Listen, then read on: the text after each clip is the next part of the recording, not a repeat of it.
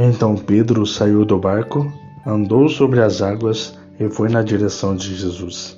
Mas quando reparou no vento, ficou com medo e, começando a afundar, gritou: Senhor, salva-me!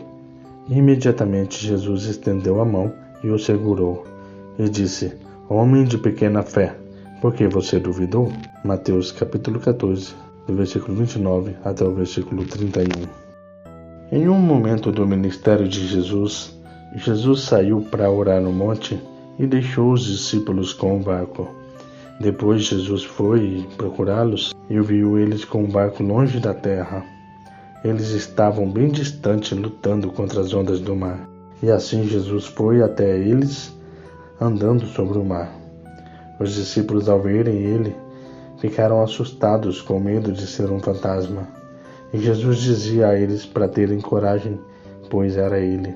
Nisso Pedro disse: Se és tu, manda-me ir ao teu encontro por sobre as águas.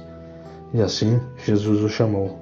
Pedro foi e começou a andar sobre as águas, mas Pedro perdeu o foco em Jesus, reparando no vento, e começou a afundar e clamar a Jesus para que o salvasse, porque estava com muito medo.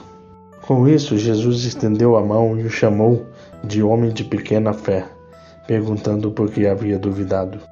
Com esse acontecimento, podemos aprender uma lição sobre a fé. A fé que Jesus dá, ela nos leva a termos atitudes. E uma dessas atitudes que encontramos nesse acontecimento é o ato de focar em Cristo Jesus.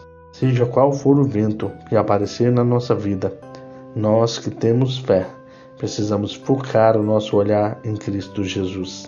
Nenhum vento ou tempo difícil pode fazer com que o cristão desista do caminho que é o Senhor Jesus. E que assim sejamos, para a honra e glória de Deus. Oremos. Pai, obrigado por mais uma mensagem que o Senhor deixa ao nosso coração.